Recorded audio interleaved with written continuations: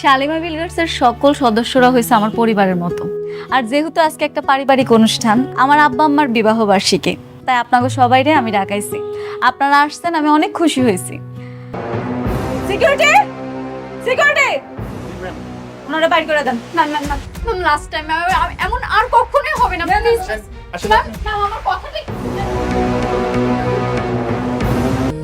নীলা, আমাদের তো বিয়ের দিন একদম সামনে চলে আসছে, কিন্তু আমরা তো এখনো বিয়ের কোনো প্ল্যানিংই করলাম না। তুমি ঠিক বলছো। আমার বিয়েতে ভেবেছিলাম একটু ধুমধাম করে আয়োজন করব, মনটাই টানছে না। আমার না আসলে মারা যাওয়া উচিত। জীবনটা কেমন জানি, জীবন তো লাশ হয়ে গেছে। এর চেয়ে তো রাস্তার মাঝপথে শেষ হয়ে যাওয়াই ভালো।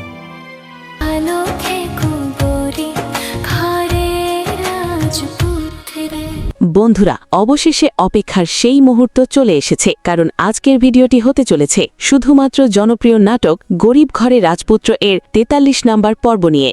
আপনারা যারা ইতিমধ্যেই ৪২ নাম্বার পর্ব দেখে ফেলেছেন তারা নিশ্চয়ই বুঝতে পেরেছেন গল্প এখন সবচেয়ে গুরুত্বপূর্ণ মোড়ে এসে দাঁড়িয়েছে। কিন্তু ৪৩ নাম্বার পর্বে কি ধামাকা হতে চলেছে, কি ভয়ঙ্কর টুইস্ট অপেক্ষা করছে, আর সবচেয়ে বড় কথা, এই পর্বটি হতে পারে নাটকের শেষ পর্ব। তাই ভিডিওটি একদম শেষ পর্যন্ত দেখুন, কারণ শেষের দিকে জানিয়ে দেব ৪৩ নাম্বার পর্ব ঠিক কবে আসছে।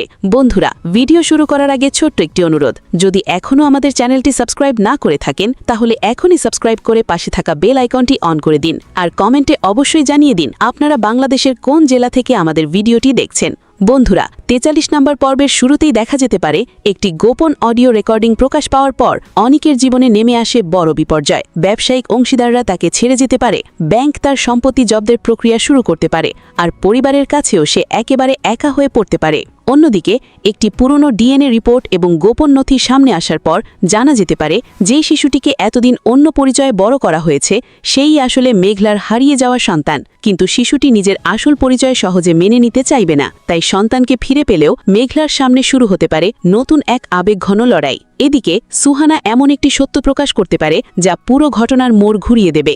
জানা যেতে পারে হাসপাতাল থেকে শিশু সরানোর ঘটনার পেছনে ছিল একটি বড় চক্র। সেই তথ্যের ভিত্তিতে পুলিশ গুরুত্বপূর্ণ প্রমাণ উদ্ধার করতে পারে আর একের পর এক মুখোশ খুলে যেতে পারে। অন্যদিকে রাতুল আবারও নতুন ষড়যন্ত্র শুরু করতে পারে, অনিকের ব্যবসা ধ্বংস করার পাশাপাশি মেঘলার সন্তানকে নিয়েও নতুন আতঙ্ক তৈরি করার চেষ্টা করবে। ঠিক তখনই পরিবারের সামনে হাজির হতে পারে এক রহস্যময় ব্যক্তি, যার হাতে থাকা একটি পুরনো ডায়েরি পুরো গল্পের নতুন সত্য প্রকাশের ইঙ্গিত দেবে।